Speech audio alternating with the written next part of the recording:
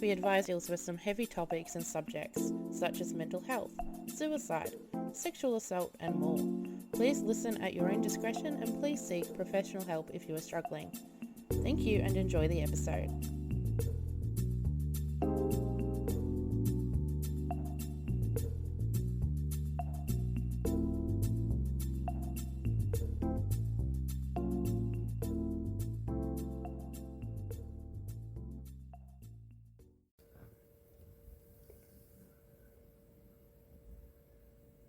I contemplated making or recording this for a while.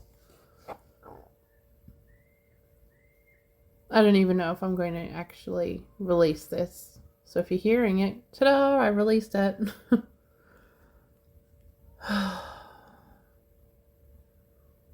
The day came and left.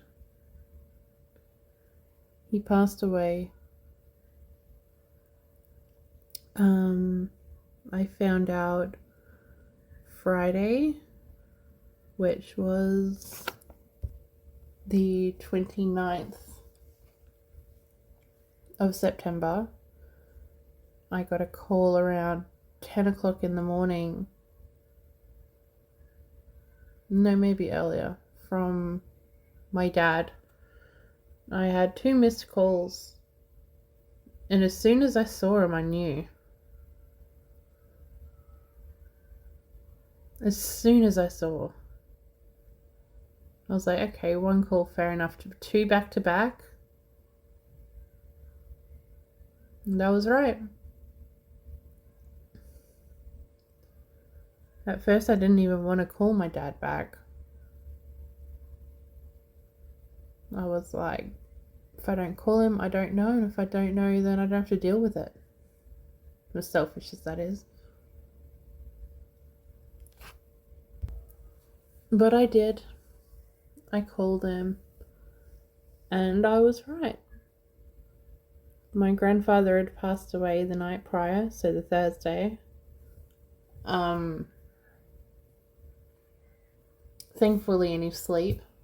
The doctors confirmed there was no heart attack, there was no pain, there was no nothing. He's just gone in his sleep. Which I suppose if you're going to go, that's the way you want to do it. Peaceful, resting, calm. But if I'm going to be brutally honest, I don't know if it's even properly hit me yet. Like, I've been crying little bits here and there.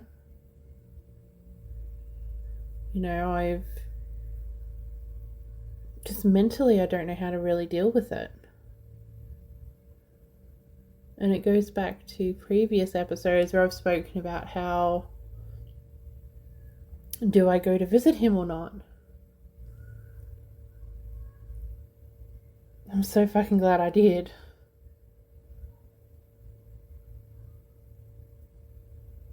The more I thought about it, the more I was like, okay, we weren't besties. I wasn't seeing him every day of the week or, you know, grandparent visits or something like that. But he was still there. It may have been less frequent, but yet even so, he was still the most constant family member I saw. Which I suppose is sad when you think of it that way.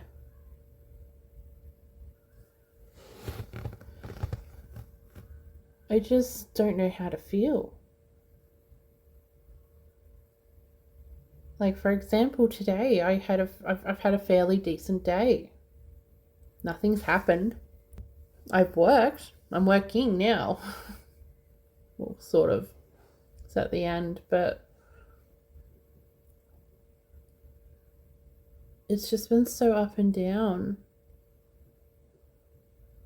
1 minute I feel okay, and the next minute I feel down. Then I feel down for feeling okay. It's just this vicious cycle, and I don't think the worst of it's even hit yet. He always said that he didn't want a funeral, and I kind of feel like that's what's throwing me off a bit, is it doesn't feel like it's actually happened. You know, there's no family really getting together because we're all in different states. There's no funeral for everyone to say their piece. It's just, he's gone. He is getting cremated, and at the time of this recording, that's tomorrow. I just don't know. I think it's going to really hit my dad hard when the ashes come. They made the decision to split them up between the kids, which for me personally I find is kind of weird. Apparently it's a regular occurrence when people are cremated, but I just find it kind of weird to just have your ashes split up in different places. Like, if it was me, I'd want to be all in one together. Logical, but yeah, I don't know. I just know the plan is the ashes are being split between the kids. My dad and my uncle down here will get half, and from my understanding the girls in another state will get the other half, and they're turning their half into jewellery, where my dad and my uncle will be spreading the ashes over my grandfather's parents' graves, which is apparently what he wanted. Which my sister and I will be present for, which, I don't know, I think maybe then it'll start to really sink in. Because right now it just feels strange, like a weird dream. Which is even weirder, because then I've been having dreams, and the dreams are of us all together. And then you wake up and you realise, no, that was a dream, because they're not here. The hardest thing for me in all of this is just keeping an eye on my dad. He's not one to really show emotions properly, or he'll walk away and hide them. And I know it's been hitting him, especially on Sunday after it had happened. He passed away the Thursday night, Friday morning. We found out Friday, and every Sunday my dad had a habit of calling him to do like a weekly check-in, and he forgot and still tried to call him. And when my dad told me that, my heart sunk so fucking low. Knowing, first of all, my dad lives by himself. But when I say that, my dad rents out the 2 spare bedrooms in his house to other people. So although he's not physically alone, he's alone because he's not close to the people that are in the house. And it's a little frustrating, because I actually would have liked to have gone and stayed with him for like a week after this had all happened, just to keep an eye on him and have someone there. But I can't, because he's renting the rooms out. So when he told me that, I sort of just, or that he told me that, he tried to call my grandfather, my heart just sunk, because I'm like, you're alone dealing with this. This isn't fair.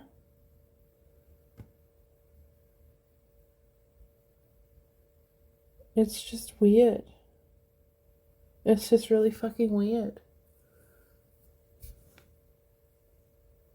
My dad's not giving me stories about how my grandfather is eating too many cakes in the nursing home, or he's getting angry at someone for giving him the wrong sort of coffee, or how people would be like, well, it sounded like they were almost racing in the nursing home with their wheelchairs. Very strange. But I'm not going to get those stories anymore.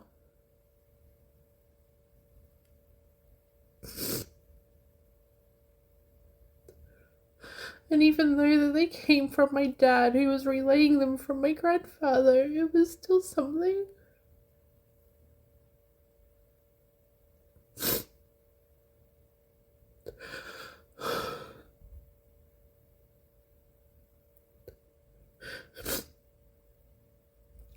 And it's those that I'm going to miss. The anecdotes and the stories.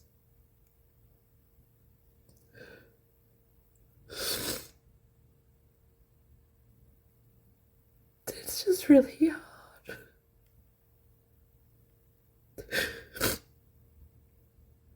It's just really, really hard.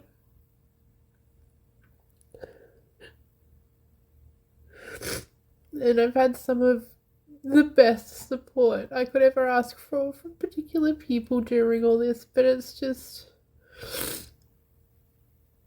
there's nothing anyone can do. You just deal with it.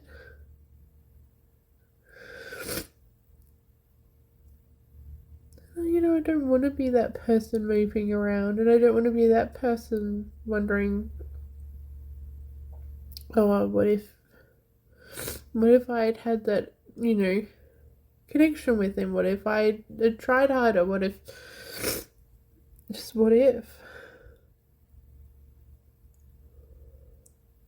It just brings up so many questions. I'm so fucking thankful that I went and visited him. I contemplated it so much. I very nearly didn't go. But I did. It definitely felt like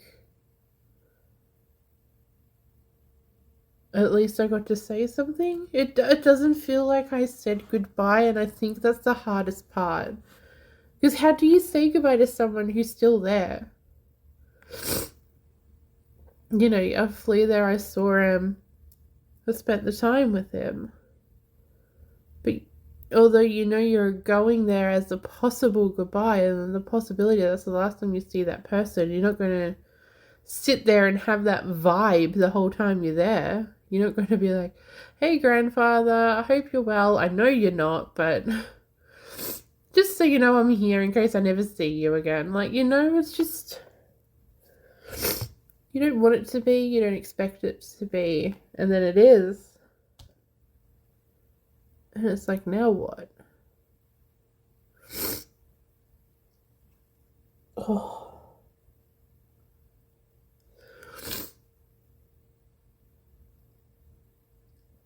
It's just been really hard. It's just been really hard.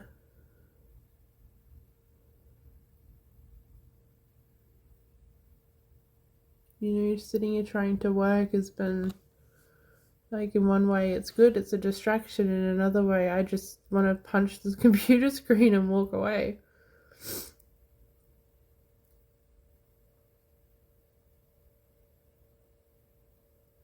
It's just, I've never dealt with this before. I think I've said in past episodes too that I've dealt with death, but it's been an instant or an after the fact. Like hey, this person passed away. It's never been a waiting or, just a waiting game, which is what this has been. I don't know. I'm just so confused. And then I'm trying to be really, really strong for my dad, because he has no one else to lean on, and I just feel like I'm failing there too.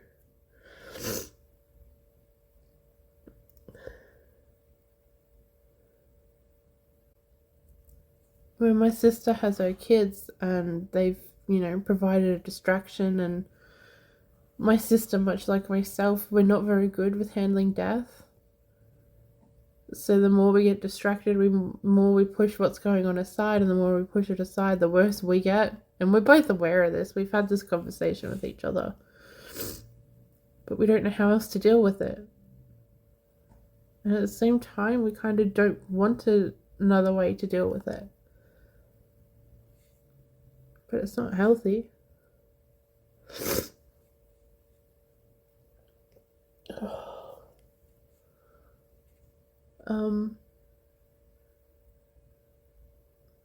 I don't know what else to say, to be honest.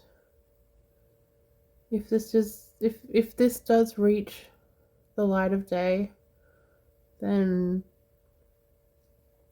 sorry it's been so depressing. This is kind of the point of the podcast in a way.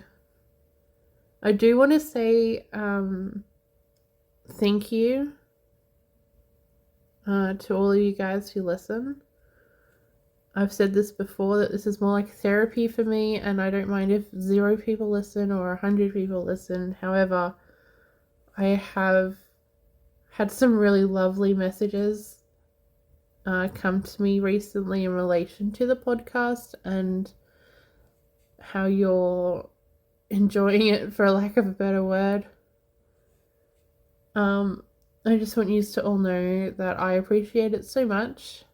I hope that, as much as this helps people who do relate, I don't want you guys to be able to relate, because some of this stuff can get pretty dark, but I just want you guys to know you're not alone. I read every message, regardless of how late I respond. So thank you so much.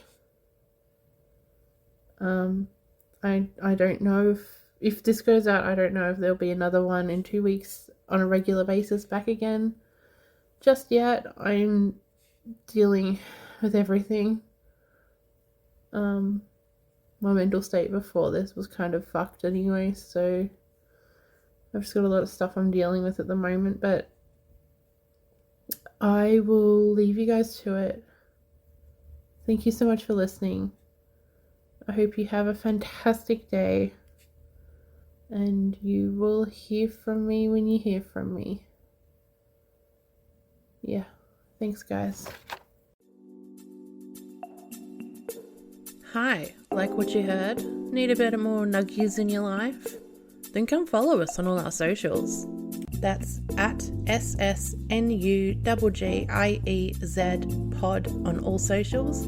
Linktree is linktr.ee/SS Nuggiez pod as well. Come listen to us on all platforms: Spotify, Apple, Good Pods and more.